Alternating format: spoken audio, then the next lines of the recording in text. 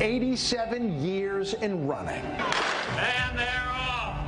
This is Thanksgiving in Manchester. Downtown Manchester transforms from Main Street to Race Street.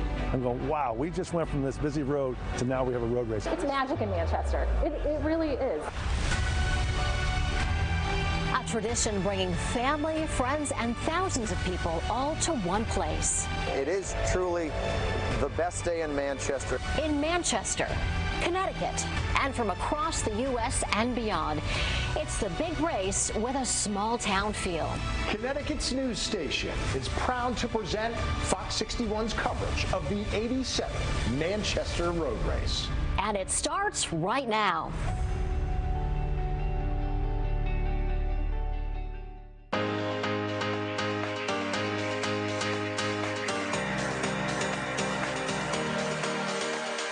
Happy Thanksgiving, and welcome to Fox 61's coverage of the 87th running of the Manchester Road Race. Sponsored by ECHN, making healthy happen. Good morning to all of you out there, and thank you for joining Fox 61 here for our special coverage of the 87th running of the Manchester Road Race. Looking live there at downtown Main Street here. Happy Thanksgiving, everybody. I'm Tim Lammers. And I'm Erica Arias. Happy Thanksgiving. Thanks so much for being with us. We're live in downtown Manchester. What a gorgeous Thanksgiving morning it is here. The race is going to start in just about an hour, so we're very excited, and we have an incredible turnout this year. 11,060 runners registered to hit the roads and run the race this Thanksgiving morning. Yeah, and that's to say nothing of the tens of thousands of people who are also showing up, slowly filling in, cheering everybody on. Our Fox 61 team is set up all around the course today. And we're going to be with you the entire time from start to finish. We're going to take you all along the 4.378 mile course. And of course, we're going to show you all the fun that is this Thanksgiving Day tradition here in Manchester. And we're going to go now. All of our crews are live throughout the race course. We're going to go now to Main Street. Yep. Fox 61's Keith McGilvery is live there at the start-finish line. Keith, good morning. Happy Thanksgiving to you. Erica and Tim, happy Thanksgiving. This, of course, what being Connecticut's news station is all about. Greetings from the starting line here where, yes, more than 11,000 runners will turn out to celebrate what is so great about this community and our state as a whole. Do want to point out our two champions from last year, Wendy Coletti and Connor Mance, both holding course records, both returning this year. It is going to be electric along this race course throughout the day this morning. Volunteers, first responders have been out here throughout the morning. But in addition to these elite runners, we have fantastic costumes and families out here celebrating as well. Daniel and Caitlin, brother and sister, happy Thanksgiving. Happy Thanksgiving. Daniel, you're from Wallingford. What does this race mean to your community and to your family? I mean, this race literally means community. Just having so many people come out for Manchester. I mean, every year our family used to come out here, so it's just good to be a part of it. All right, Caitlin, you're feeling good? Yeah, feeling great. All right, we are just getting started here along the race course this morning, but for now, at the start line, I'm Keith McGilvery, Fox 61, proud to be Connecticut's news station. All right, Keith, thanks so much. Right now, we're going to head out live, get a view from Sky 61 at Highland Park Market. Always a great party there, and Fox 61's Jim Altman is there with all the folks having a blast already. Right, Jimmy? I want to hear it from the Mile 2 crew. These are my people. The race is big! You know it when you've got the old school Whalers jersey right here. Hey, Andrew, what's the best part of today? Happy Thanksgiving. Happy Thanksgiving. Love today. Love coming out here with the family. You know, it's just a good time. All right, we got to always say hello to the chief. Brian, good to see you. Dave Lanciano, he served our country for 2 decades. What's going on here, Dave? This is tradition. We started this about 5 years ago, and the Mile 2 crew presents apple dumplings. And I'm going to serve you up, Jim. Ready? We're ready to go? Yeah, we're starting early, okay? With that being said, we are off to a good start here at the Highland Park Market. Erica, Tim, send it back to you. It's going to be a good day. It is. Yay! Woo! Always a great time there, always a party. Absolutely. Now, that's right around the 2-mile mark of the race route, but all the runners, as they're getting ready to finish, turning right onto Main Street at the top of the hill, are going to get a chance to pay their respect to all the veterans who have done so much for our country. We've got Fox 61's Brooke Griffin right there on the Veterans Row portion of the race course. Good morning, Brooke. Well, one of the newer, but of course the big and still important traditions here at the Manchester Road Race is Veterans Row. This is a reception that happens before the race, and it's bringing service members together. Veterans Row began in 2018 as a way for one of the race organizers to honor his dad, who joined the Navy after the attacks on Pearl Harbor. The race has a long history with veterans. It was revived by service members after the Depression and always has hundreds of veterans who participate every year. This year, there are more than 400 active and former service members, as young as 19 and as old as 90, signed up to run. Now, there is no Kosovo Shadow Race being held this year since the Connecticut Army National Guard isn't stationed here. But of course, they say this still means a lot to them. You look back on things when you're deployed, right? Some things, they're not so great. Some things are awesome, and I'm pretty sure that this is a memory that a lot of the veterans are going to have. And of course, any veteran is welcome to attend. That reception is happening before the race, and it's at the Vietnam Memorial on Main Street. Back to you guys. All right, Brooke, thanks so much. Let's take a live look out there. Checking out the view of downtown Manchester. The crowds are gathering, the spectators, the fans.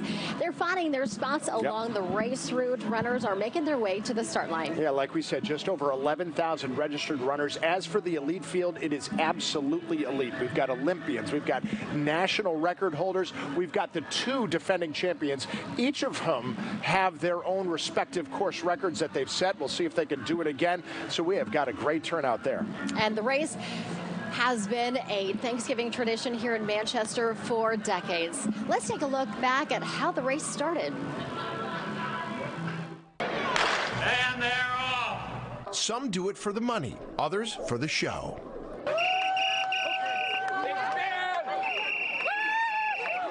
But all of them are part of the tradition. We're just having fun. It's a great day out here. And the fun.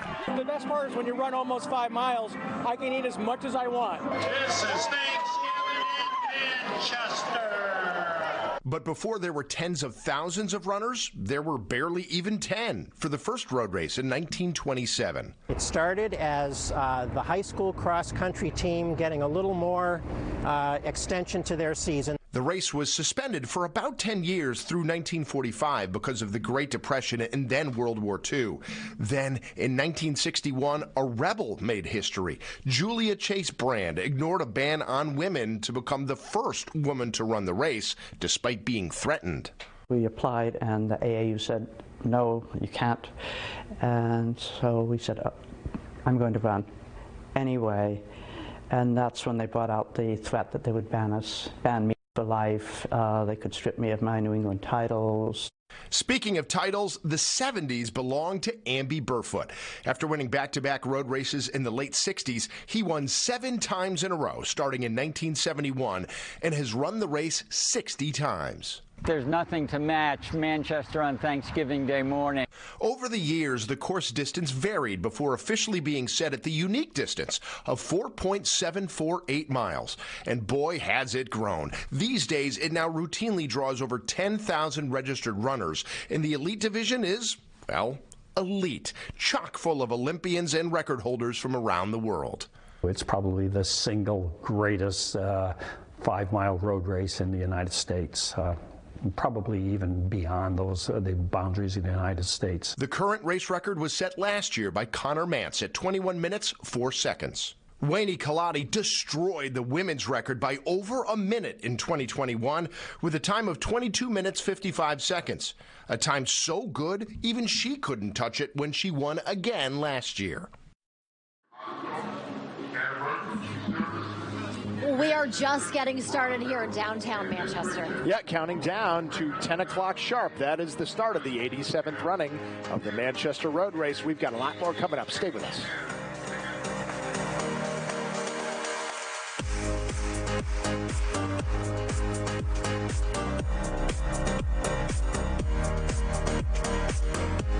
Happy Thanksgiving from all of us at ECHN. ECHN, making healthy happen.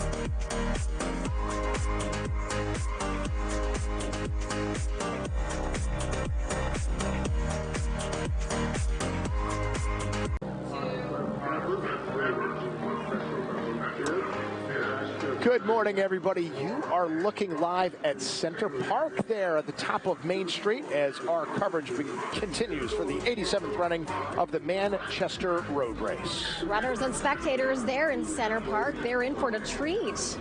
You know why?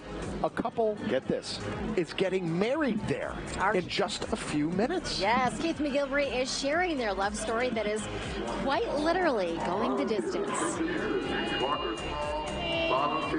Good morning, Tim and Erica. The Manchester Road Race, of course, about so much more than the 11,000 plus runners who will cross this finish line. For many, it's about family, building community, and in one very special case, finding love.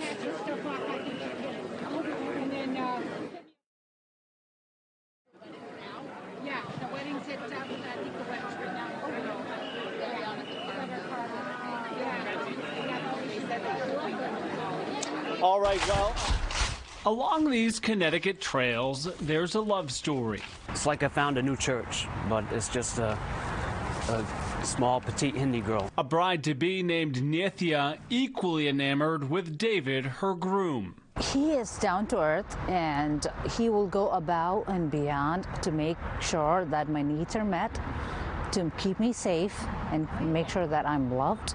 Together for 4 years, this pair now lacing up for 4.7 miles and a lifetime together. The opportunity presented itself, and I guess after 4 years of doing the runaway bride bit and everybody asking you over and over when you're getting married, and finally came up with an answer and said this year. The East Hartford couple share about a dozen Manchester road races between them, and when David pitched the idea of marrying at this year's run, his fun-loving bride said yes. It's an inclusive event. No matter where you are from, what your age, what your size is, you're included. I like the inclusive property. And that's the reason why I thought this is the best spot. There's no trimming of the guest list here because if you're in Manchester Thursday morning, you're invited. 10,000 wedding guests. What do you make of that? Oh my gosh, that's going to be awesome. BYOF, bring your own food. And if you're wondering what the bride will be wearing, came to me at the last second. This is like an athletic outfit, and this is like bridal. So why not combine both of it and make a statement? And you're going to be running in what kind of attire? Oh, suit. Yeah, nothing too expensive. Because these two are focused on what matters for a Thanksgiving Day they'll never forget. What do I want her to know? Oh, I just want her to know that she's not alone and I'll always be with her. That I will love him no matter what. No matter what. I will love him and I will always love him. Here is Sarah Hall wearing bib number. Right now, you're taking a live look from Center Park as David and Nithya prepare to take their vows. I had the opportunity to spend some time with them recently ahead of the big day. Just a beautiful couple, incredibly gracious and in love with one another. Wishing them the best of luck. If you want to cheer them on, do so at the road race. You can't miss her. She'll be in her wedding dress and he will be in his suit. In Manchester, along the start line, I'm Keith McGilvery, FOX61 News. Good luck. I can see we got the Hanson brothers as groomsmen there, right? David said Nithya will never be alone. She's not today. We got about, 20 to 30,000 people here to witness it and to keep them both company. And congratulations to both of them. Yeah. Well, you may be wondering, what does it take to put on this Thanksgiving Day tradition? Yeah, as Matt Scott found out, quite a bit. To me, it's like Christmas morning. That may be putting it mildly, even though the Manchester Road Race is one major holiday before that. I mean, you got all these thousands of people that come right here on Main Street, and they run around this great route. And to plan for all of them? Hundreds of volunteers given hundreds of hours to make sure that everyone enjoys the greatest road race on Thanksgiving morning. It's quite an operation. Tim Backus, Director of Public Works, is ready to put a plan in place weeks in advance so that the families of Manchester can welcome families from all over the world. Leading up to the week of the road race, we're out here removing barrels and benches and any movable objects, that could impede some of the safety measures that we put in place. And the morning of? It's all hands on deck. We're out here about 5:30 in the morning. We're installing about 1.5 miles of ropes and fencing. There's over 200 posts that we have to install up and down the road to create the corrals and the spectator viewing areas. And the porta potties and the snow plows, just in case. They'll still be used as street barriers. All of this done in a different kind of record-setting time. It takes us about 2 hours to set it up, which is quite a sight to see. We'll transform this downtown from a busy little downtown street to road race ready in about 2 hours. I sit here every year and watch it and go, wow, we just went from this busy road to now we have a road race. Thousands and thousands of people running and watching people running. And you start thinking about all the important aspects of the race, the safety, the security, the logistics, everything that goes into making a secure event and safe event for the runners. I mean, it's just not the 12,000 runners, but it's probably at least double, if not more, spectators and visitors and family. And when every last one of them have crossed the finish line, Race Street goes back to Main Street just as quickly, so this proud Manchester Road Race family can go back to theirs. I think we all get to go home around 2 o'clock, get our turkey dinner, have a drink, and then wine. You start worrying about next year. It's community volunteers and our paid staff to do a wonderful job, and we're all thankful for them. That's what Thanksgiving is about. It's just one of those events that just makes everyone happy, and we all come together. That is great to see. Once again, we are looking live at David and Nithya's wedding. We were told just a minute ago they actually said, I do. So congratulations to the happy couple. You're watching live coverage of the 87th Manchester Road Race. Runners are making their way to the starting line as we speak. Much more fun straight ahead, live from downtown Manchester. Happy Thanksgiving, everyone.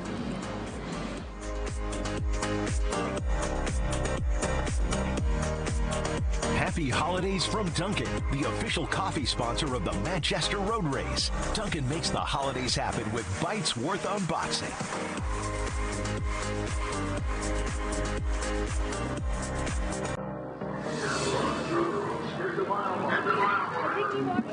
Welcome back to the FOX61 special broadcast of the 87th running of the Manchester Road Race on Thanksgiving morning. What a gorgeous morning it is here in downtown Manchester. Yeah, 37 minutes away from the start of the race. You see Main Street starting to fill up. A lot of people run this race year after year. Right now, we want to talk about two women who each have 49 years of running this race under their belts. And today, both of them are going for the big 5-0. And before the milestone race today, I caught up with them to talk about their love of pounding the pavement and where it started. I'm Beth Schluger, and I've run the Manchester Road Race consecutively for 49 years. I'm Janet Romeko, and I've run the Manchester Road Race 49 consecutive times. Just keep running is a motto that Beth Schluger and Janet Romeko have lived by for half a century. I was part of an organization that involved the Macy's Thanksgiving Day Parade, and I was invited to be there in their VIP viewing section. And I said, no, I can't. I run the Manchester Road Race. I almost had to skip a year, 2012, because I fell a month before and I broke my kneecap. I was in a brace for a month. Not even a broken kneecap or special invite could keep these women from their run. I think the beauty of Manchester. Beth and Janet were born in town and say the race is about so much more than just running.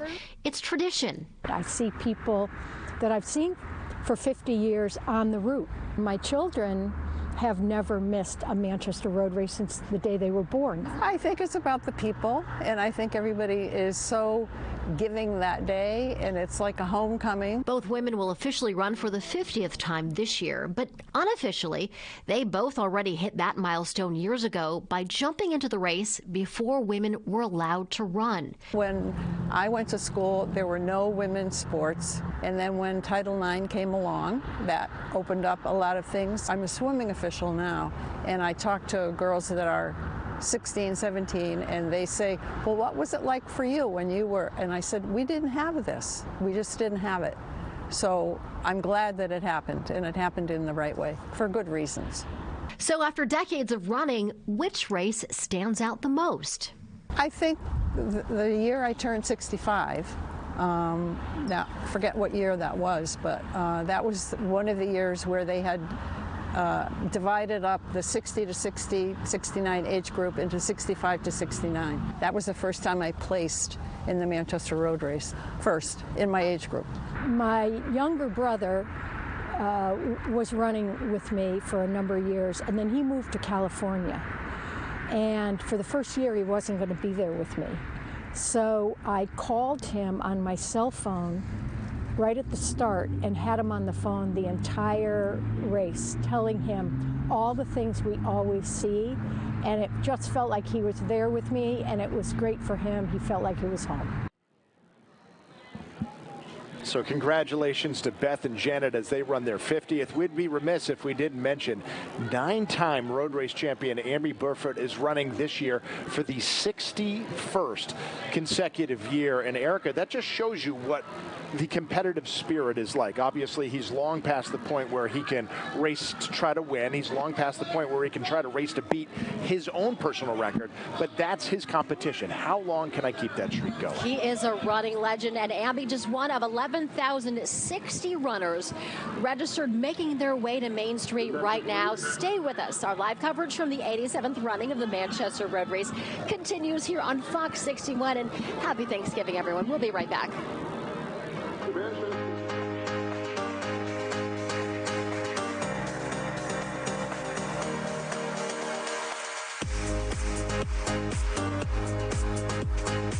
Happy Thanksgiving from all of us at ECHN.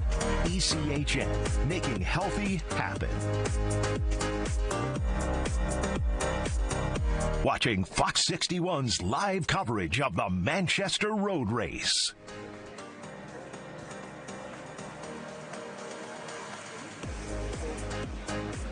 Well, good morning, everybody. Glad you're with us here as we continue our coverage of the 87th running of the Manchester Road Race. I'm Tim Lammers. And I'm Erica Arias. It is 9:30. We're about 30 minutes out from race time, and the crowds, the thousands, are starting to gather here on Manchester and downtown Manchester on Main Street. It is a gorgeous day out there. It sure is, for what they call the 5-miler, the turkey trot here every Thanksgiving. But as we take a look at the course map, it's not exactly 5 miles. And is your first name is Wes, and your last name is Sargent? From the start-finish line, the elite runners will use the initial downhill sprint on Main Street to separate from the pack before turning left onto Charter Oak Street and the 1-mile marker. From there, watch the elevation climb as the runners pass mile 2 near Highland Park Market, and then the King of the Hill finish line just past that before hitting the top of the hill and making a left turn onto Porter Street. From there, a relatively quiet downhill stretch. The 3-mile marker is right near Highland Park Elementary on Porter Street. The runners will then head west for about 1.5 miles on relatively flat terrain, passing the 4-mile mark after turning onto East Center Street. That's where the drama really picks up. One more left onto Main Street to complete the loop, and it's a downhill kick to the finish. 4.748 miles in total. Congratulations to Janet and Beth. All right, the thousands of runners are getting ready to take their spots along Main Street right now. We're bringing in Ian Brooks, longtime friend and race analyst. Always great to have you here on Thanksgiving morning. Thank you, Erica. Thank you, Tim. Lovely to be here, and what a day. Look at the weather. It is chilly out there. I would say that in the wind, but the sun shines on the righteous, and we've got, what, 11,000 this year? Yes, we do. 11,060. Yes. Yeah. All right, so let's talk about some of the elite runners. Let's get Connor Mans off the top here on the men's. Defending champion, course record holder, 21:04 last year. he's in good shape. He's recovering from Chicago Marathon, but he's here with his young wife. Remember last year they celebrated their honeymoon last year. And he's in, I've just been talking to him, and he's good. He's good? He's good. I know, he is the favorite to win. And of course, we don't know who his big challenger will be, but at least on paper ahead of time, it looks like it's going to be Morgan Beadlescombe, the man he beat out by just 1 second last year. Yes, I'm fond of saying, Tim, you never win a race on paper. Morgan Beadlescombe is the one who came from 6th to 2nd last year in the last 300 meters. He is likely to be the main competition. But, there are others that could play a part in this. Yeah. But that's why we watch sports. Absolutely. Yep. What are some of the other top runners on the men's side that we should tell them I have an interview, and but the fair has not returned I yet? think Sammy Chilanga may well have a part in this. He's likely to go for the King of the Hill. King of the Hill. Yeah. That $1,000, but then he's got to finish in the top 10. So I think he's won. I think it's wide open. Yeah. I really do think it's a two-person race. As I sit here at the moment. But when the gun goes, we'll find out a little bit more, Erica. Let's talk about the women, because your favorite, Wayne Colati, won for the 2nd time in a row, broke the record the year before. She's going for the three-peat this year. 22:55 to break the record, which we're still trying to wrap our head around. Yeah. How incredible that was. Last year, 23:39 off memory. I've just been chatting with Wayne. She had a difficult journey in, coming via Flagstaff to Phoenix to Chicago. She was supposed to get in the night before, but didn't.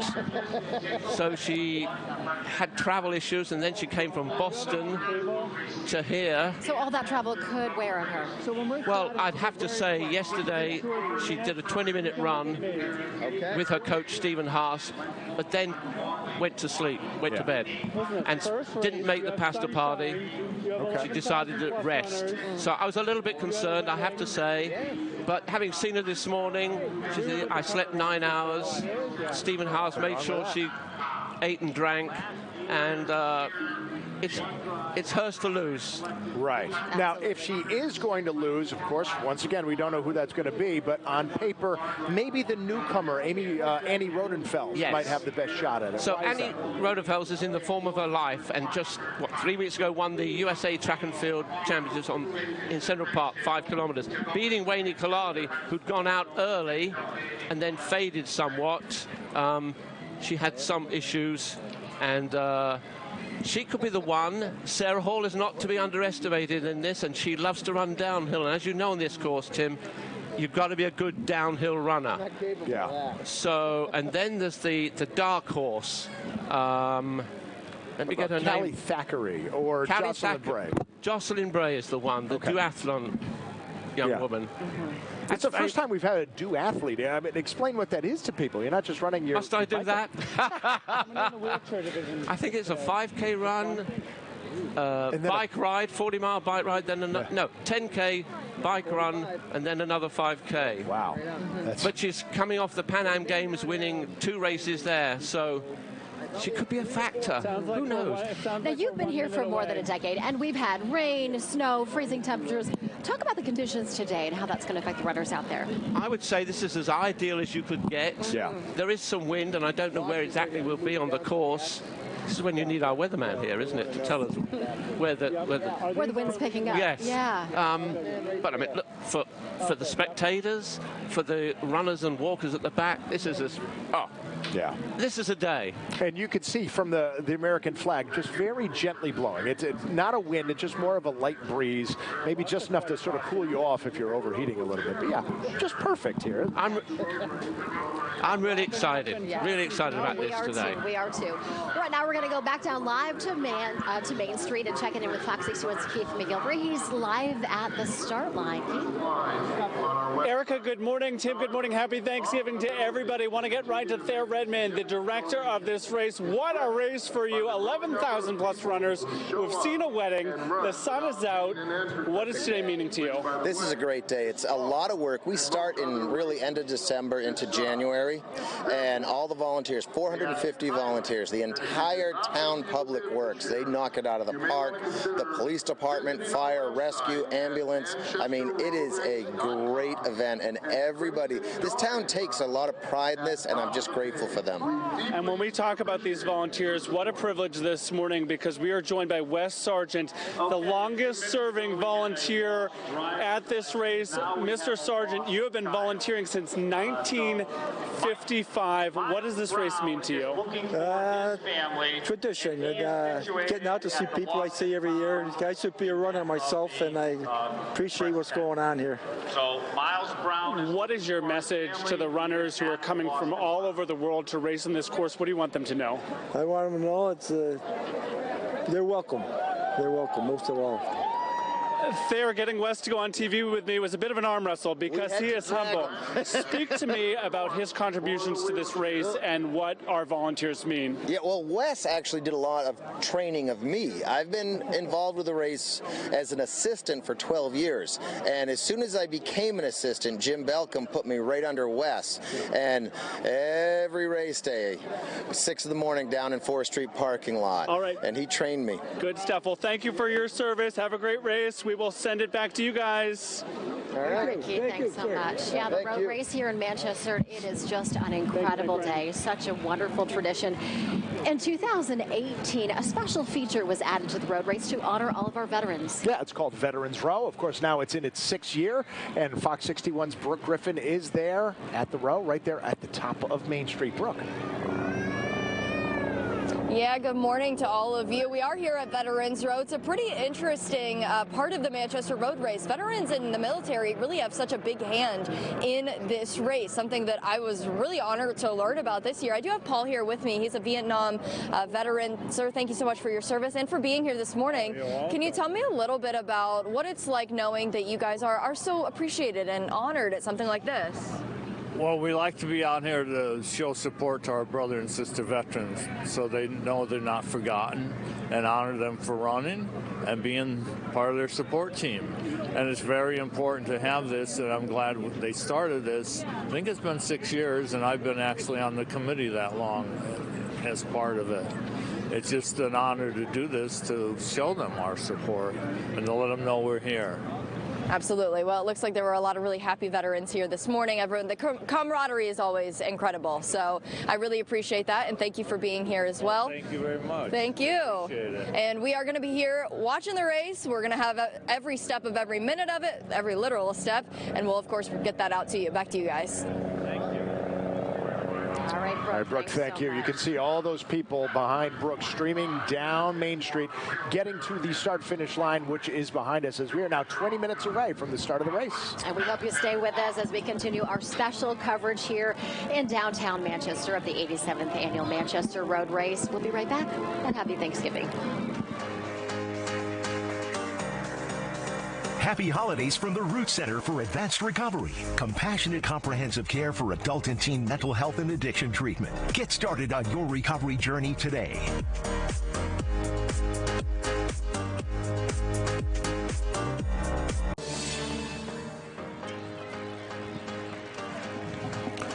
Oh, look at that, a sea of humanity. That's just one of the things that makes the Manchester Road Race so good, this scale. You got 11,060 registered runners this year, and then tens of thousands of people lining the race routes to watch them on, to cheer them on, and just to have a big old party. It's just great to see. We haven't had these numbers since before COVID, so it's great to see all the people coming back to downtown Manchester to celebrate and take part in this incredible tradition. Oh, that is fantastic. Look at that. You widen it out, it's still a sea of people.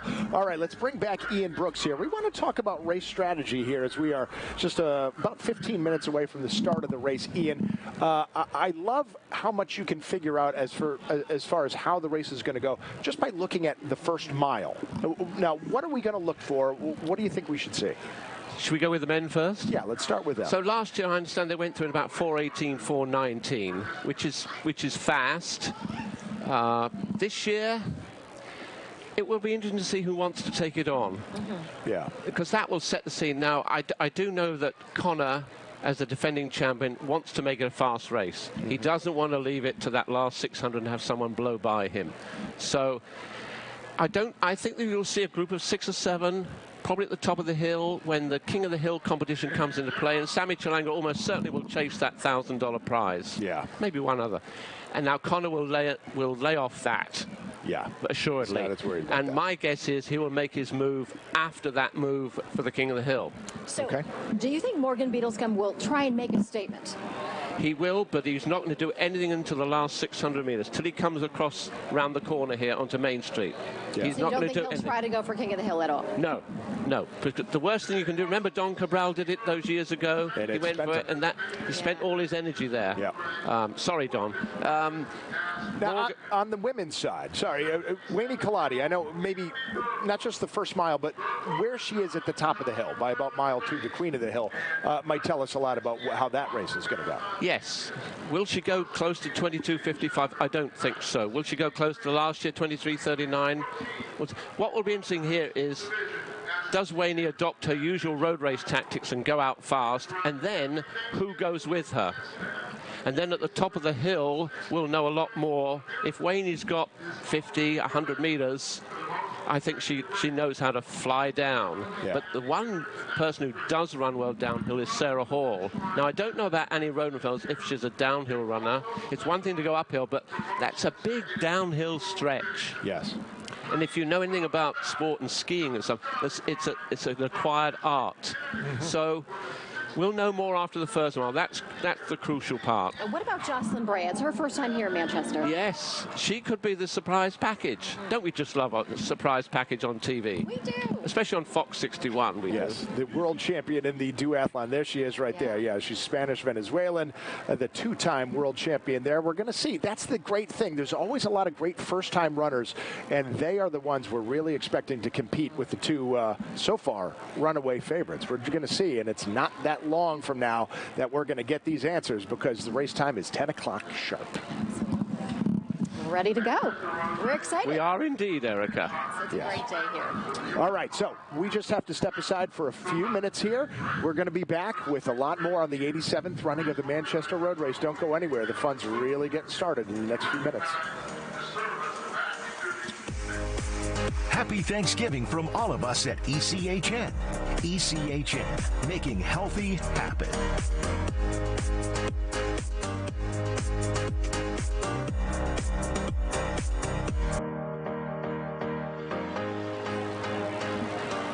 Well, good morning and happy Thanksgiving to all of you. As you can see, we are almost ready for the start of the 87th Manchester Road Race. 11,060 registered runners, and we're guessing there's a lot more even unregistered runners too. Seeing a lot of people out there in their costumes, a lot of people dressed like turkeys. Saw a scarecrow a second ago. Not all of them have bibs. Granted, you really should register to run, but either way, the more the merrier. Yeah, it's such a great day here in downtown Manchester. It's about the runners, the elite runners, the spectators, and of course, the parties, all the fun here along the route here. And we're checking in with FOX61's Jimmy Altman. He's live at Highland Park Market, and that is where the big party is. Right, Jimmy? It's always a big party here, Erica, because we love our Highland Park Market, mile marker 2, the king and queens of the hill, all right here. We kind of call you guys, is it the Glastonbury giblets? Is that what Stacy and I have known each other? If that's how you want to label us, that's what you told me, and you're essentially the unofficial queen of the hill here. After all of these years, we've known each other 17 years, and you guys are always here, Stacy. Yes, we are. What a beautiful day. What's the best part of a day like today? Spending the morning with friends and family and enjoying the race and the beautiful day, and obviously seeing you. Yeah, I appreciate that, Stacy. That's so nice. Bob the Builder, this truck, I know it. When I'm doing the Manchester Road Race, the first thing I do is I see your truck.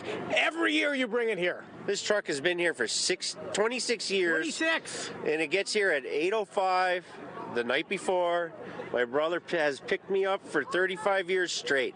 Uncle Fred is here. Uncle Fred, happy Thanksgiving. What's the best part of you, Jim? Yes, sir. What's the best part of today? Family. And they come from all over. Yes, they do. We have people from Beverly, Massachusetts. We have people from all around. Here are the Beverly children. And yeah, the new generations too. So happy Thanksgiving. Are you guys ready for a road race? Yes, think we're ready here at the Highland Park market, guys. We're excited for the start. Gobble, gobble to you. Okay. Hammers, Erica, Ian, back to you. Jimmy, thanks so much. Yes, Party Central indeed there. They are ready, and we are ready here near the start line, as you may be able to hear the national anthem playing behind us. Yeah, that's just one of the last things they are going to do before this race starts. We have to take one more break. Please don't go anywhere. We'll have some final thoughts before the start of the race.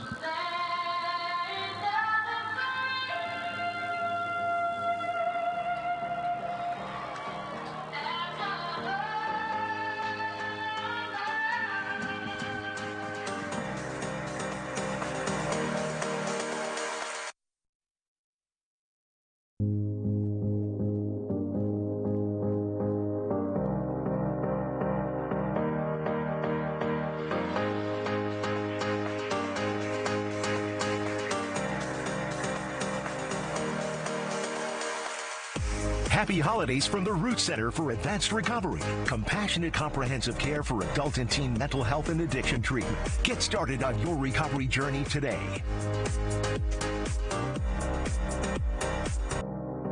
Happy Thanksgiving, and welcome to Fox 61's coverage of the 87th running of the Manchester Road Race. Sponsored by ECHN, making healthy happen. Welcome back to the 87th running of the Manchester Road Race here on Fox 61. It is a gorgeous, beautiful morning here in downtown Manchester. We're just about 3 minutes from the start gun kicking off the road race. Yes, Tim Lammers, Erica Arias, race analyst Ian Brooks joining us now. Ian, we have talked about who the favorites are. Just want to talk about the race within the race for a second, which you had mentioned, the King and Queen of a Hill. Here's how this breaks out. First of all, it's $7,000 for the men's and women's winners. It's a $2,000 bonus if you can set the course record, which is always a possibility. But then $1,000 if you can win this race to the top of the hill right by the 2nd mile marker and then finish in the top 10 on top of that. And as you've mentioned before, that's kind of been the ruin of some runners in years past. It has, and that's why the smart ones will lay off that and let someone go for a moment of glory. Yeah. The thing is with that, that King and the Queen, it's sort of at one level, and then there's the 2 mile mark, and then there's another 100 meters of climbing. Yes. So you can imagine what that's like. It's not exactly at the top of the hill. It's right before you make that left turn. It would be interesting, more interesting if it was there, dare I say that. We'd have to move the stall up a bit higher. Yeah. But we will follow that with interest. But the first thing is the mile marker, Tim, Erica. Definitely the mile marker will give us some insight. The men's record, I think, could go today. You think? Gosh, yes. 21:04 last year. I think someone could do 20 minutes something. The women's record, no. Yeah. 22:55. We won't see that again in my lifetime. What are we looking for a first mile that would let us know we could actually be getting a record breaker here? Anything sub 4:20, Erica, I would say. Because it's slightly downhill, isn't it? And then they make the left. And but who's going to take it out? Right. And if you look back at the New York City Marathon, the women ended up with a sort of 5-kilometer race at the end because they went through, some would say, relatively slowly. I think it made for an exciting race. At the bottom line is the times will come, but what we really are looking for is a race. Yes. And I think we've got 2 races today. All right, we have 1 minute to go until the start of this race. Just saw a shot of all the runners there on the start-finish line. It looks like they've gotten rid of any outer garments that they have. What are the last things? As we got 10 seconds to go here. We'll talk more about that in a second. Let's get the start of this race.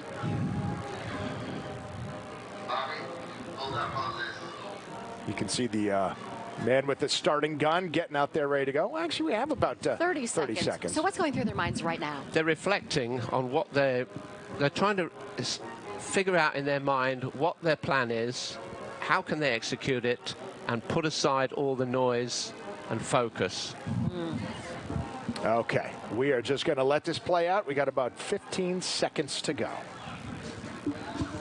Tim, they'll also reflect on all the work it's taken to get here. Yeah, I can imagine.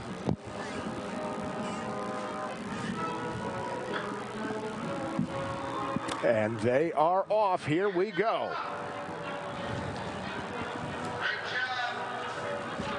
And this is about the point where longtime race director who retired before this year, Jim Balcom, would say, this is Thanksgiving in Manchester. Great man, Jim Balcom. Yeah. He's in Florida at the moment. Good for him. Yes.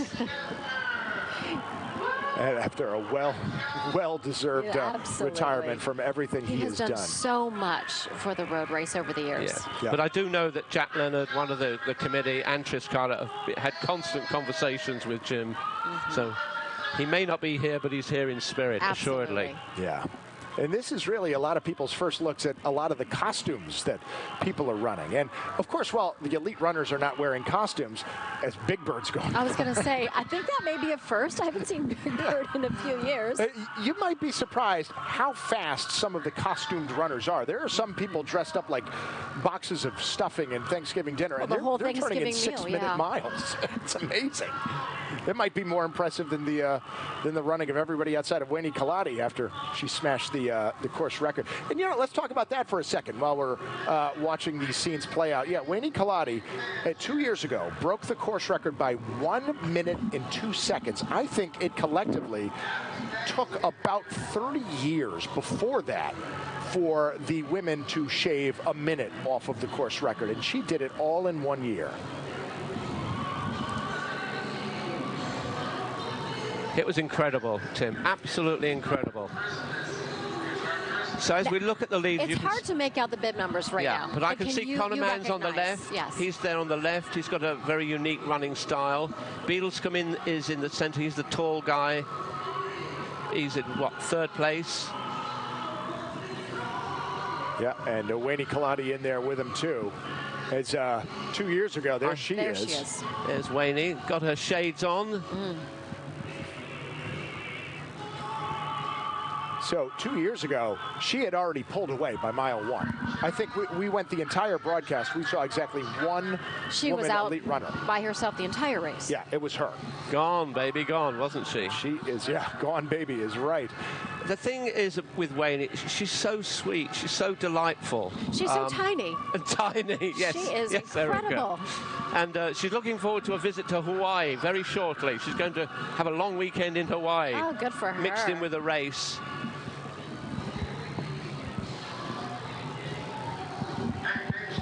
All right. All right, so Wayne's hanging tight with the men right now. Well, this is interesting because after that race 3 weeks ago when she was humbled by the race, and I think she's come in hungry. There's nothing like being beaten to make you say, motivate you for the next one. Right? Annie Rodenfels beat her for her first national title in the New York City Women's 5K. And that, I think, more than anything else, is the reason why we're thinking she might have a shot at beating Wayne now. Of course, we have a very tight shot on her up there in the top right corner of your screen, so we can't really see how far ahead of other women she is, but well, we're not seeing anybody there with her yet. She's a pocket dynamo, isn't she, really? She's really going. And meanwhile, the men's race, very tightly packed here, as we have not completed the first full mile. Ian, you said maybe about 4:15 to 4:20, somewhere in that area is where we're going to see these guys cross the mile marker. Yes, so if you look on the left of the screen, Conor Mann's has got that blue and white stripe there. Horizontal stripe, and just in front of him, that's Morgan Beadlescombe. Yeah, he's got a bit of a mustache, the taller guy. So those are the two early favorites, at least that we have identified. I think that's Patrick Deaver, number 25, in second. On the far right, can you make that one out? No, I know Patrick Deaver's just tucked in behind him. Okay, coming in, just passing the first mile. You should see it right around a blue stripe that they just passed. There we go. And we're going to wait and see what the official split times are, because, again, that's going to give us a pretty good idea of how this race is going to go.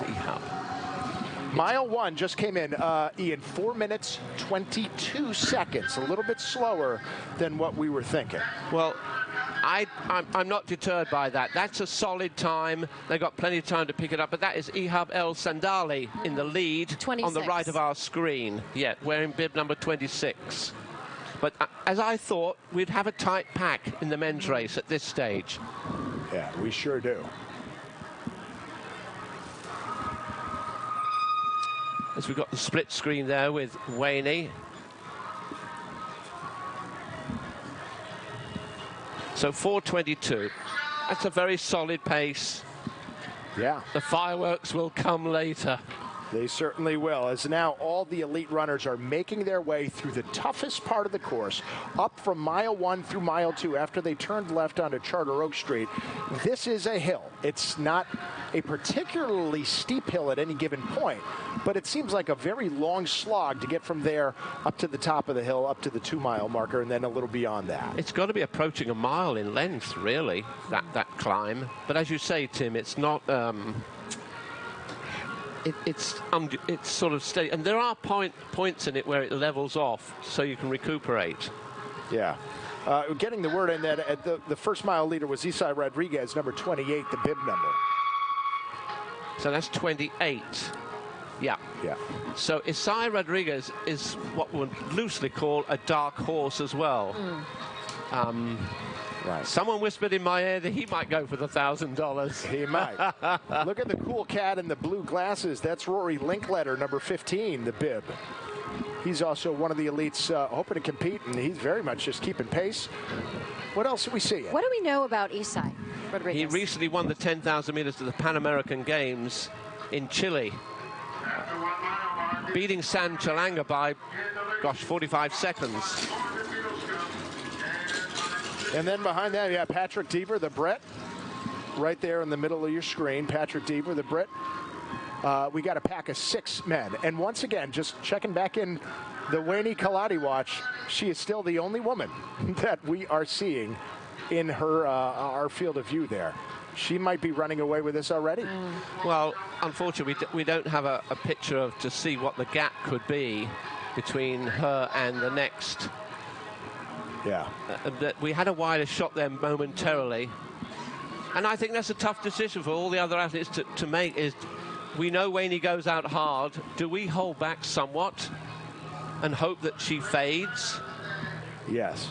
And I imagine if you try that strategy and it backfires and she gets so far out there, it might be a little disheartening to know that you're trying to catch somebody that literally you might not be able to see if she's turned that corner a good 45 seconds before you. The mind games, Tim.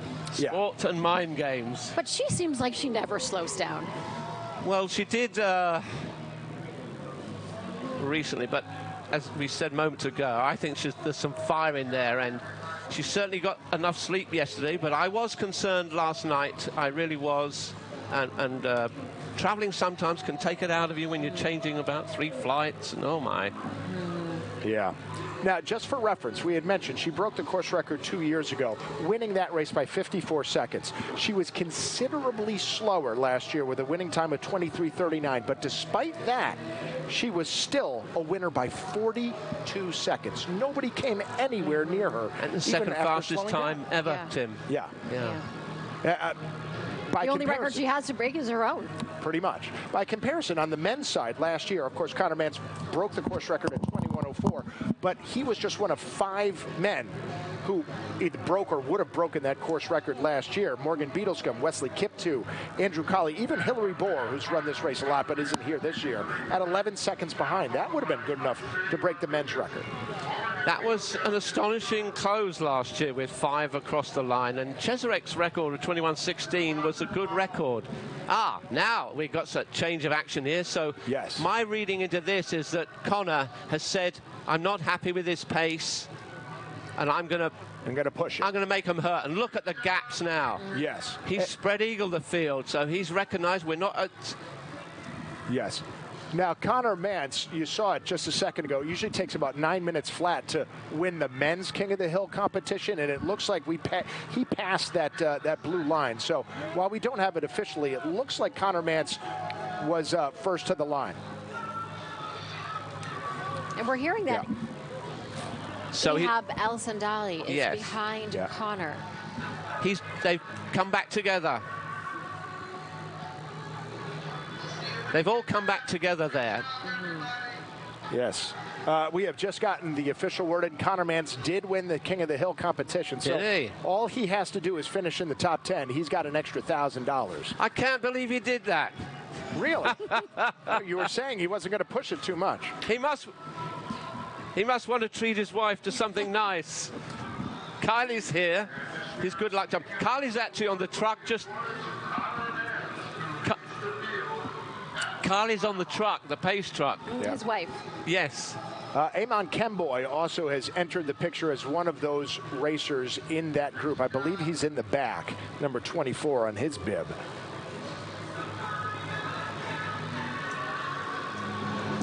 So Connor Mance is the mile 2 leader. It took 4 minutes, 51 seconds for them to make that uphill.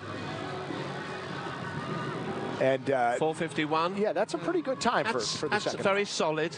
Yeah. Now we'll start to see on this downhill stretch. Yes. We're only coming up to 11 minutes on the clock. Yeah. And this is kind of like the far out portion of the race. The Some people crowd tends still to thin out. just getting started. Yeah. They better move quick because we're coming in with a finish soon. Right. Well, we're back to Wayne Kaladi. She is just out on her own. We haven't seen anybody come close. From Eritrea, she's got 2 siblings living in Eritrea. Attended high school in Virginia. Was a high school national champion. NCAA cross-country champion. Yeah, both the 5,000 and 10,000 meters. She won the U.S. 10K championships in Long Island. And I know we use the word nice, and it's never, I never quite know how to explain nice, but you wouldn't meet a nicer person than Wayne You're Kaladi. a huge fan. I know you've had a lot of interaction with her. And I did mention she's a tiny little thing because she's barely 5 feet tall. Yes, and that's She not is in just high a heels. speedy thing, yes. I don't think she ever wears high heels, Erica. What you're looking at now is the turn onto Main Street. That's the last turn that the runners have to make as they start coming down Main Street. Granted, there is one last little uphill right before the finish line. So we're getting ahead of ourselves at this point now through the slow, I didn't say the slow, the quiet part of the course. Out on Parker Street right now, we still have Wayne all by herself. We still have a big group of men, including Morgan Beadlescombe and Ehab El Sandali now leading the way. Connor Mance right behind them in the blue and the white stripes. Patrick Deaver's also there, who was 11th last year, and he told me that he was ready to do much better this year. And like we said, on the right side of your screen, Amon Kemboy, a first-time runner here. Also somebody that we wanted to keep our eyes on. We didn't talk a lot about him, but he has made his way up to the group. It's I'm sorry, it's not his first time here. He did finish 8th last year, about 19 seconds off the pace. So he's a member of the Puma Elite Racing Team out of Chapel Hill in North Carolina. He's right there with him. Alistair Cragg, yes. Yeah.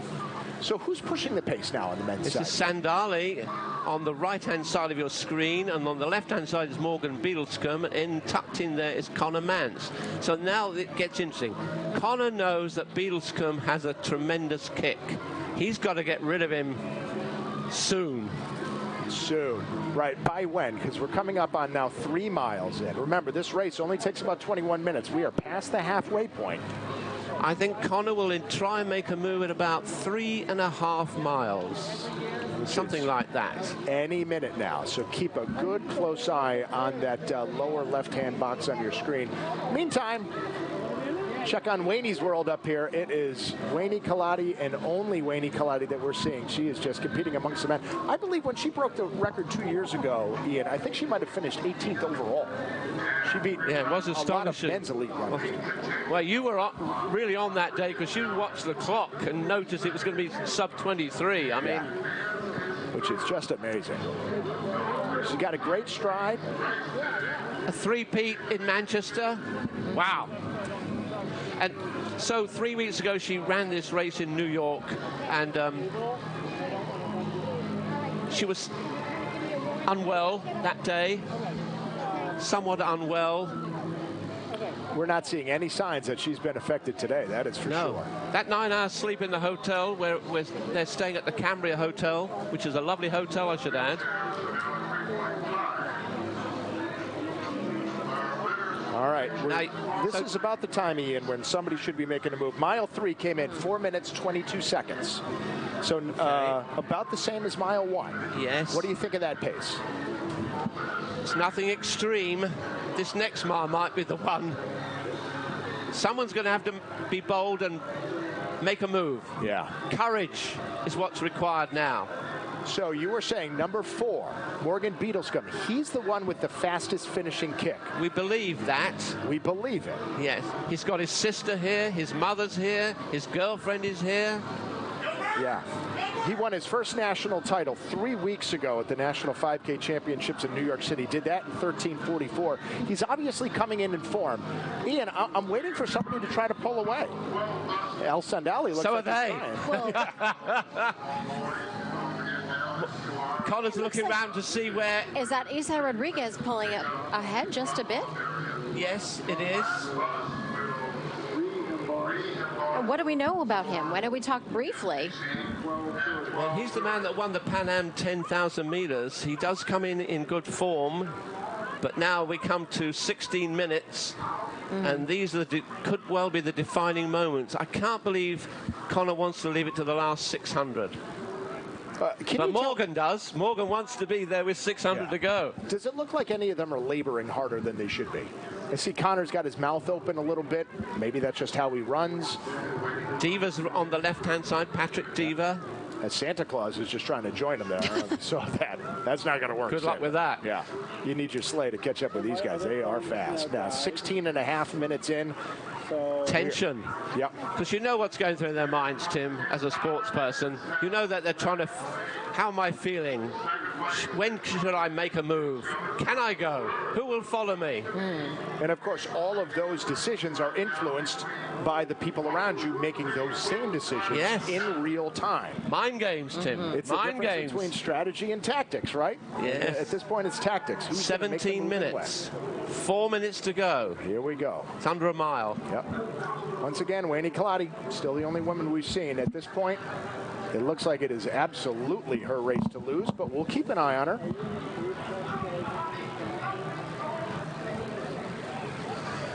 He could be a factor. He could be... Isaiah Rodriguez could be the dark horse here. Could be. He went to Oklahoma State. Yes. Did you follow him back then? Not closely, I'd have to admit. I think it was 10th or something in the NCAA cross-country championships last year. I've just come back from Virginia for the NCAA cross-country championships. So now he starts one off the back. Look, here comes the pressure, coming up to 18 minutes. It looked like he was trying to pull away about 30 seconds ago, but was not able to do it. He looks like a runner of strength, and you know what's twirling in his mind. How many of these guys are going to race by me?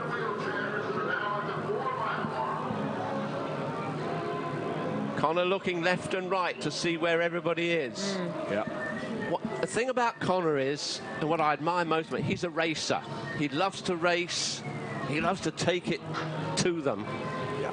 We are now about 3 minutes away from the end of the race, or at least from record pace, which was 21:04. So that's sort of a good indication of how close we are to the end of this race as they're coming down Center Street right now. Well, we'll be all eyes on the clock, won't we? Yes. We're keeping it. I know you will be, Tim. This is going to be exciting. We're going to have some drama here. I mean, could it be? Do you think it'd be the dark horse? Yes. Who knows, Erica, at this stage? Yeah. That's the beauty of all this. Such completely different stories. The women's appears to be a runaway for the 3rd year in a row. Wayne Kaladi unchallenged to this point. Never know, things could change here. But the men's field has been packed ever since the start. Sometimes it's been 6 runners, sometimes it's been 7. Right now, we're at 6. Isai Rodriguez on the right side of your screen. Morgan Beadlescomb, number 4 there in the middle. On the outside, the Brit, Patrick Dever, number 25 in the blue. Behind him, in the glasses. We love those glasses, by the way. I think that's Linklater, isn't it? Rory Linklater, number 15. Kemboy. And then Amon Kemboy behind them. Okay, 19.5 minutes. Connor's wife is on the truck. Her heart will be pounding. She's going to be yelling for him to go, go, go. And Stephen Haas, the coach of Wayne Kaladi, he's on that press truck. And now here on Main Street, the action's starting to pick up. The pace cars are coming through. We're entering minute number 20 as they are getting ready to take that turn right now onto Main Street. Here we go, Ian. This is a setup for Beadlescombe. You'd have to think that.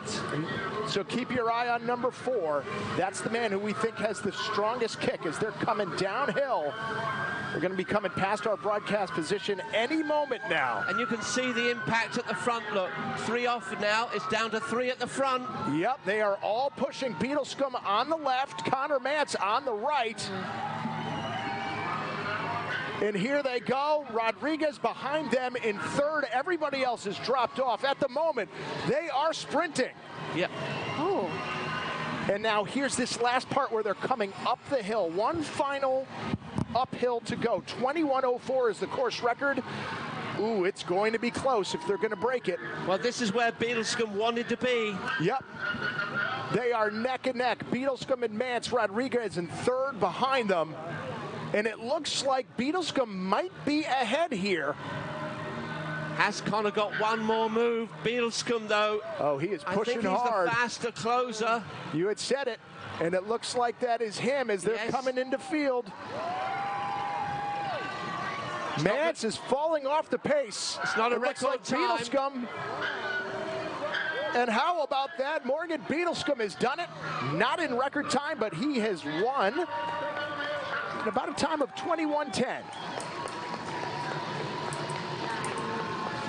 Looks like Mance came in 2nd. I believe Rodriguez in 3rd. Congratulations to him. Mance gets the $1,000 for winning the King of the Hill, but Beadlescombe gets $7,000 for winning. For winning, yeah. You saw a little fist pump. Once again, wow. And here we have Wayne coming around the corner. And now at this point, it's just a coronation for Wayne Kalani. Well. 3-peat. Yep. Yep. I mean, unless she stumbles and falls, we don't want to put that out to the universe. Even if she fell, I think she would just get up and... She looked fantastic. No one close to her. Doesn't she look fantastic? Look at that scene. She is all alone. Now, the record time was 22:55, set 2 years ago. At the time, it broke the course record by 1 minute and 2 seconds as she is coming by. Don't think she quite has the kick to do it, like you said, Ian. But this is going to be easy. Nice, long, easy strides by Wayne Kalani. See if we can see the second woman to come by. Nothing yet. Wayne Kalani in full flight. All alone. And she looks like she is going to beat her time from last year, 23:39. Yes. What an impressive show. There's an answer to anybody who doubted her. Yeah. And there are a few. Still no sign of... But she's just destroyed this field, Erica. Yeah. Just destroyed it. Here we come. The first second place runner is just coming by our position now, probably a good 30 seconds and that late. is Annie Rodenfels, who beat Wayne 3 weeks ago. Right. Not today. Wayne Kalani coming through. 23:39 was her winning time last year. She's going to do that one better as Wayne Kalani is going to win the Manchester Road Race for the 3rd year in a row. What a dominating performance. Congratulations. Wow. What a performance. To those of you that doubted her. Oh, wow. Looks like the unofficial time on the men's side, 21:11 for Morgan Beadlescombe, 7 seconds off the record. That's a coach, Stephen Haas, with her there, look. Looks like Wayne's time, 23:22, beating her time from last year of 23:39. Oh, dear, oh, dear. Okay, let's move. All right, let's just give all these runners, let's give Wayne Kalani and Morgan Beadlescombe just a couple minutes to catch their breath. Fox 61's Keith McGilvery is going to check in with the winners in just a couple minutes. Jim Harvey has been telling me Annie Rodenfeld's going to take her. I said, no.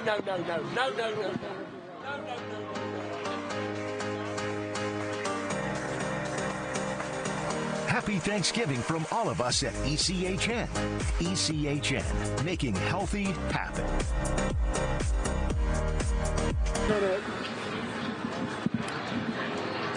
Well, we are back with our coverage of the 87th running of the Manchester Road Race. Looks like unofficially Morgan Beadlescombe won at 21 minutes, 11 seconds, just 7 seconds off the course record. And Wayne Kalani making it a three-peat, of course, 3rd win here in Manchester. And we are just so excited. What a great race, right, Ian? Yeah. 2 contrasting races. everything we want in the men's race. Yep. A duel down the finishing straight. And let's check Well, the winners have gotten a chance to catch their breath. We're going to check in with Keith McGilvery. He's there at the finish line with the winners. Keith?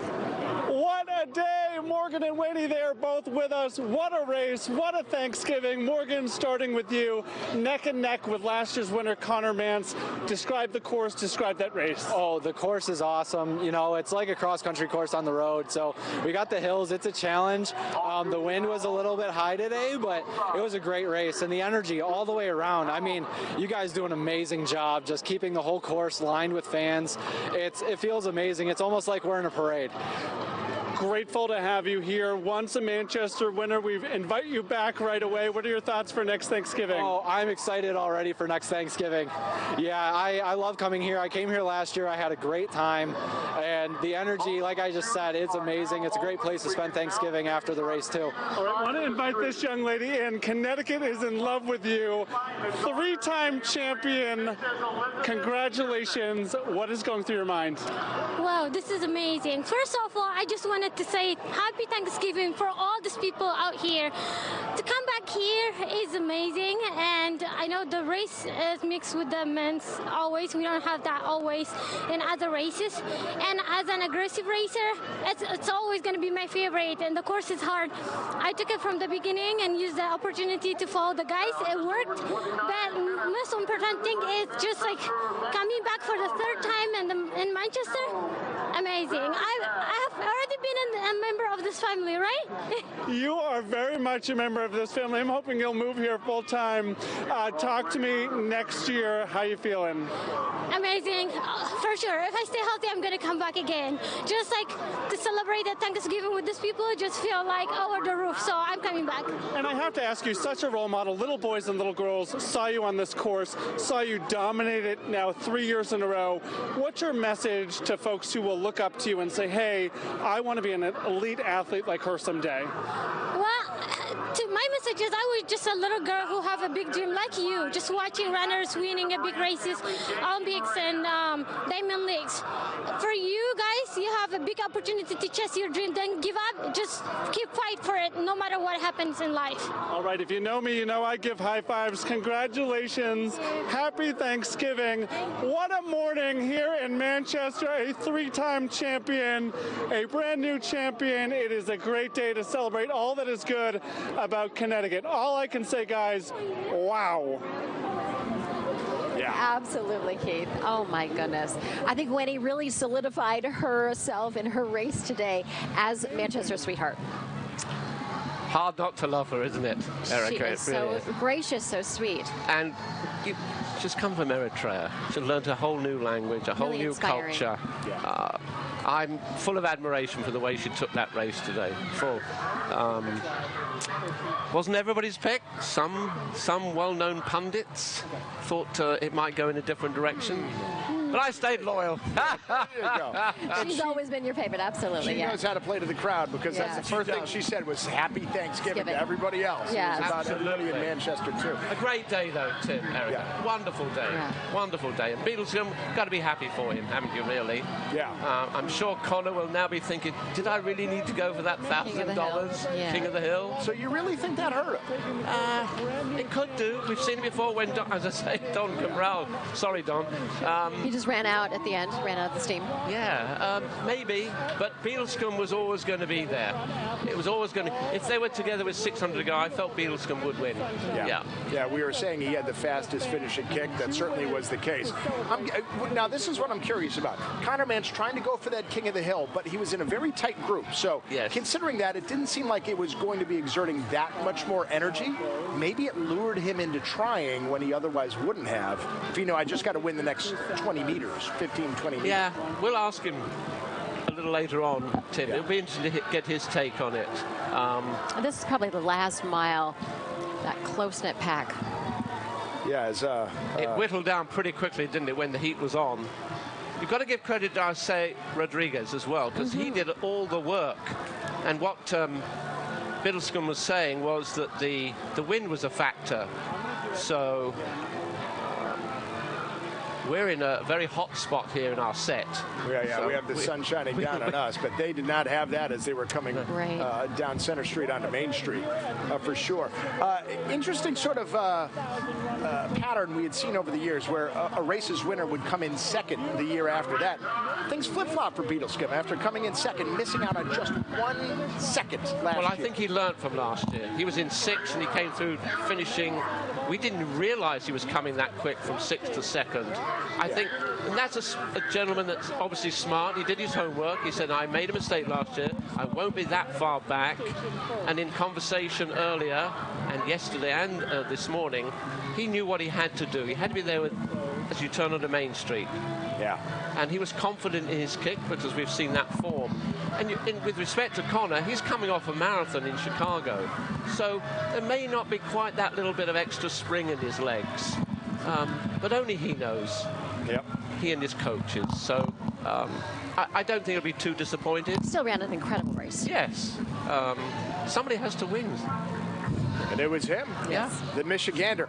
The best little bit of trivia we found out about him is that obviously he's from Michigan, went to Michigan State, runs for a track club called the Very Nice Track Club in Ann Arbor, Michigan. Nothing wrong with that name.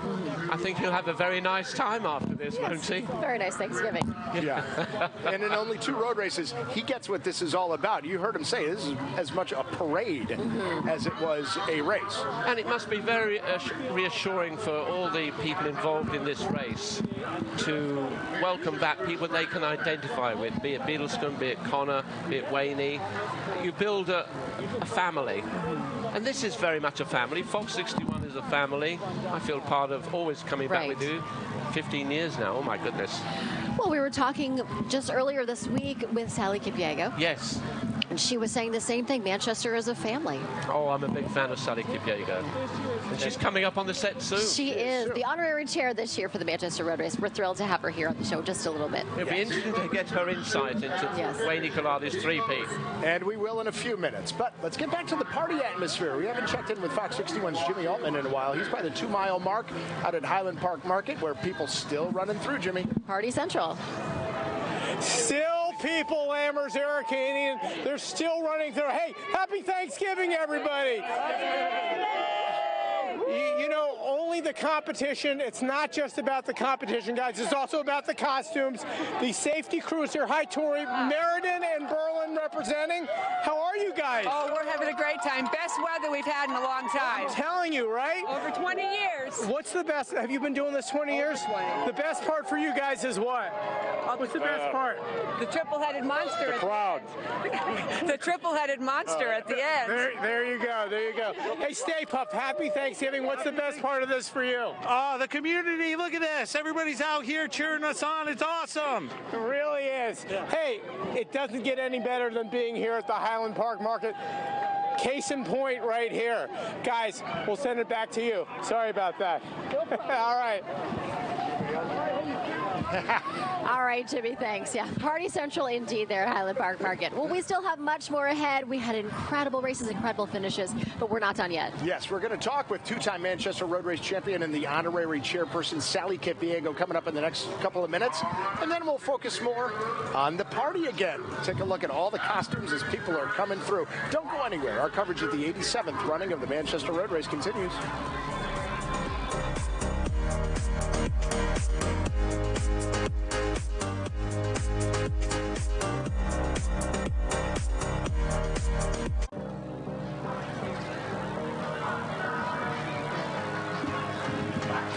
You are watching the live coverage of the 87th running of the Manchester Road Race. Morgan Beetlescombe and Wayne Colati, your winners. Colati, a 3-time winner.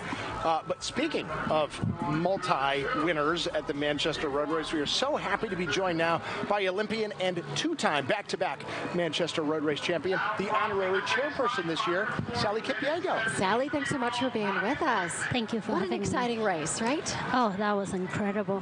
Such an amazing race. The men were just incredible at that last kick. Oh, and that last uphill. It was incredible to watch up close. The men just did wonderful. And then Wayne just running by herself and being so dominant.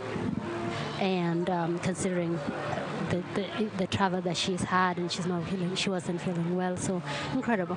You were a two-time winner here in Manchester. What would be going through Wayne's mind in that last mile?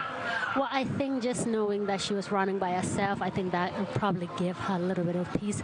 But I mean, she's a competitive woman, athlete, and she has done so well. And it is such a great achievement even today for her to come back and be able to be a three-time champion. That's not easy. And then she had problems traveling in, and then having to be that dominant, even not feeling well yesterday. So that's impressive. 23, 22 today by herself. Oh, that is incredible. So she did really well. Yeah, it's the second fastest time that's ever been run. She owns the fastest and the third fastest. And what different race dynamics. She was all alone. The men were so tightly packed. I'm sure you've had races where you've won going away and then races where it's been tightly packed like that. What goes through your mind as you're trying to figure out your tactics and your strategy coming into the final stretch in a tight race? Oh, yeah. In such a race like today's men, I think a lot of everyone is gearing up. You're kind of paying attention to your competitors and making sure that how is everyone feeling? Do you have enough kick? How good are you feeling? Do you need to go? What time do you need to go? So there's a lot of mental things going on at that point. I mean, it's like you're looking at the finish line and asking yourself if you have enough to get you to the finish line. So that was exciting. And these athletes are competitive, so it's amazing to see that fire through and just, people giving it all. Now talk about the Manchester Road Race just in general. We heard the winners talking about it. They love Manchester. It's like running through a parade. And you've spoken about it before as well. Manchester, the whole community becomes your family. Absolutely. I mean, I've said this and I'll say it again. Manchester has done a great job of incorporating the community with the running. That's just fantastic. You don't find that in many places. Athletes don't get a chance to really integrate with the community and to be part of it and feel like they're actually part of the community. And this race has done an incredible job of just making sure that the athletes feel at home, feel welcomed, and feel like they're part of the city. You won back-to-back. Can you tell us how hard it is to repeat at a race like this, and how different a race, like even though it's the same course, same distance, how different can a race be from year to year? I mean, it's different because fitness is different, because every year is different. You're coming in with different kind of fitness, but not only yourself, but your competitors also are coming in from different fitness levels. So you don't really know who you're coming to compete with. So it is not easy to come back and win it. And there's the added pressure of the defending champion now coming back. So I think to have somebody repeat is an incredible feat. Yeah. And what was it like? Take us back to your first and your second win, your back-to-backs. My first win was in 2010, and I was really new, and I was at the beginning of my professional career, and so I was just out there to have fun. I didn't know what to expect, so I was just having fun and seeing what I could do. But it was such a good luck race for me, because from there I went into the World Championship, got a silver medal, and then came back again and won this race in 2011, and that led me to the next season, which was the Olympics, and I got a silver medal at the Olympics. In 2019, I came back, ran it, and got second. And it was because Manchester is really a good luck race for me, because after that race in 2019, I went on to make the Olympic team, the American Olympic Marathon team. So it has always been good to me. Beginning of good things. Yes, every time. That is fantastic. Well, Sally, thank you so much for taking the time. And again, congratulations on being named honorary chairperson this year. It's great to see you again. We're so glad to have you here. Thank you. Thank you. And right now we're going to go back to Veterans Row. We're checking in with FOX61's Brooke Griffin. I have a pretty cool advantage here. We get to see so many of these runners coming down that last stretch. Take a look at some of these. I mean, we got costumes. We have a lot of runners that are just trying to make it through this last little push. Maybe 200 yards away from that finish line. Oh, we got a panda head. That looks like it's probably really hard to run in. Honestly, the most impressive part that I saw was that we saw those first few people coming through. We got our elite runners, of course, but the fact that there's a couple of people that are in costumes that were really not that far behind them was the most impressive part for me. I mean, it's amazing to see these people take on this race. But my favorite part, I think, so far is that there have been actual beers flying through the air. We're seeing people from the crowd throwing beers out to these runners. I cannot believe they're actually carrying it, drinking it, and somehow making it to that finish line. I think that's the most impressive part about this whole thing, that they're actually able to make it all the way there. Couldn't say I'd be able to do it. That's so impressive. It's elite in itself, if you will. But these guys are all so much fun. This is an incredible advantage point. We get to see so many of these people pushing through to that last stretch. You can see the determination on their face, and it's been incredible to watch. And you gotta love the costumes. I mean, how could you not? Back to you guys.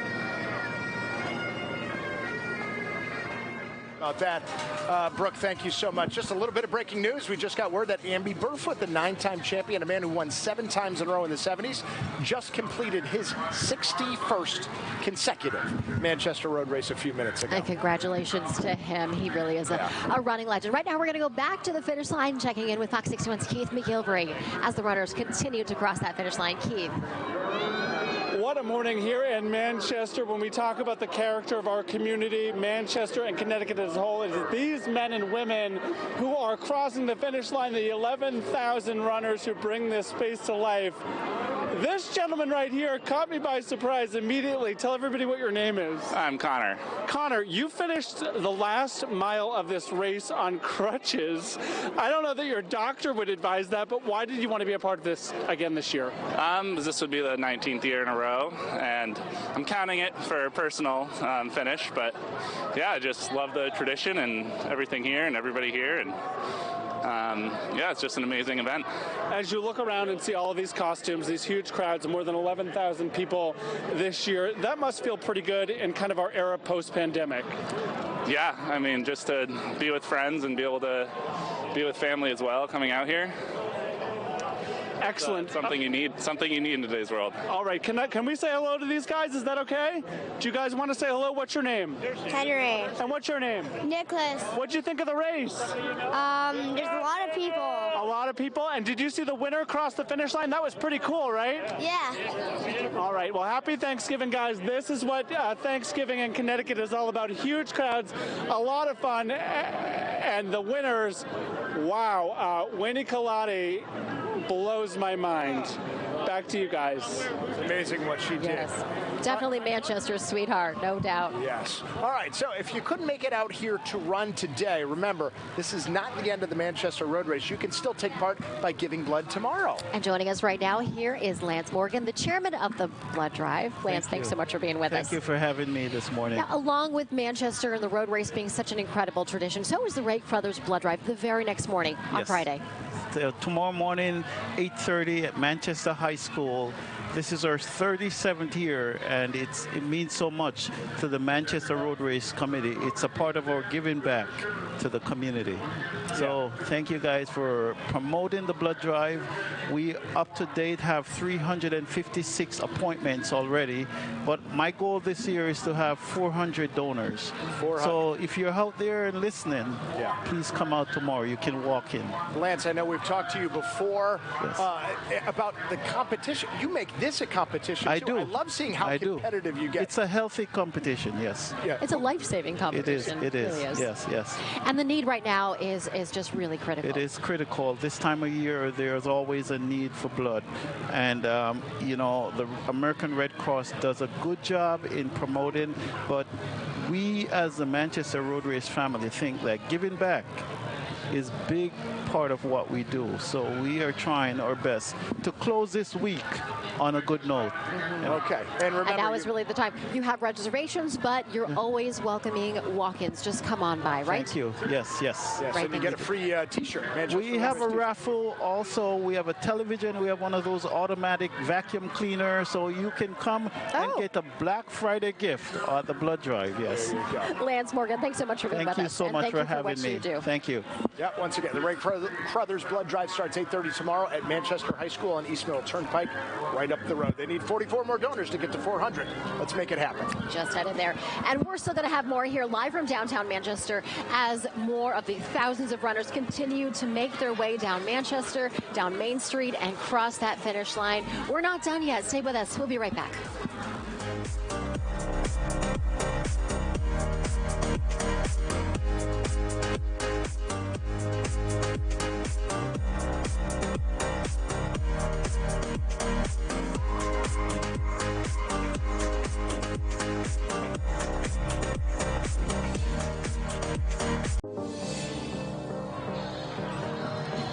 Well, good morning. Our coverage of the 87th Manchester Road Race continues now 52 minutes into it. A lot of people still streaming down Main Street waiting to finish. And so much of what this race is about the fun and Party Central at Highland Park Market. And we're checking in once again with Jimmy Altman. He is there at Party Central. Hey, Jimmy. Were you guys concerned? He has arrived. It's the safety man. Safety, your Thanksgiving message. We love seeing you every year. Well, I expected to see you on PBS, you know, Antiques Roadshow, that type thing. How many years you been doing this? 17. 17 Almost years. as many as you. My 28th year. I want to say, John, our relationship is very important to me. We've known each other 30-something years. Everybody, we got a series calls over here. Safety man, yes. Carrie Moran.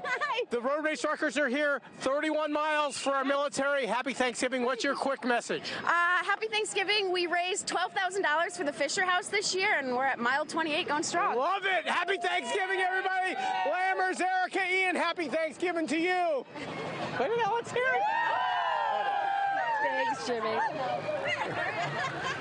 And a happy Thanksgiving to all of you. Okay, let's check in one more time with Brooke Griffin live at the top of Main Street at Veterans Row. Hey, we still got so many people coming by here. In fact, they are coming in thick at this point. Lots and lots of runners, lots of costumes. I have seen some incredible costumes, a lot of turkey options coming by. These people are so excited to be surrounding that last corner. A lot of relieved looks as we're getting in that last spot. Obviously, it's the last little bit, but it's the most important bit of the Manchester Road Race. I got excited enough to find this on the ground. I'm going to keep it. It's my souvenir. Happy Thanksgiving, everybody. Back to you. All right, Brooke, thanks so much. And for one final time, we're checking in with Keith McGilvery there at the start line and the finish line. Happy Thanksgiving from the finish line. Quick update on our newly married couple, Nithya and David. Mile marker 2, but she's doing it in a wedding dress. Very, very impressive. Caitlin and Daniel, we saw you at the start. How was the race? It was awesome. All right, Daniel, what are you most looking forward to at Thanksgiving dinner? Turkey, for sure. All right, well done. Kudos to you. Big congratulations to everyone out here today. Happy Thanksgiving. We are Connecticut's news station. Well done, my friends. Well done. Back to you guys. High fives all around. Keith, thanks so much. What a great day. Ian, we just have a minute to recap today. What an incredible run, right? Incredible races. Two great races. The men's race, Morgan Beadlescombe, delighted to welcome a new winner. Conor Mann's second. I say Rodriguez, give him every credit for third. And Wayne Nicolati, what can you say?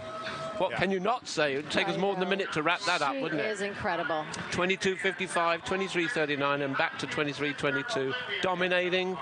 So she now has the 3 fastest times ever run by a woman here. Of course, people have dominated this road race over the years. Amby Burfoot back in the 70s won it 7 times in a row.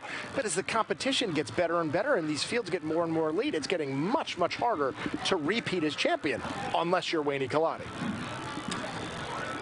It's magnificent. Yeah. That's all you can say. Thanksgiving in Manchester, Jim Balcombe. I hope you were watching, Jim. Now, I'm sure he was. Yes, from down in Florida, longtime race director. Man, it's been good to see you, Ian. It's always a Thanksgiving tradition here to see you again. Thank you so much for taking the time.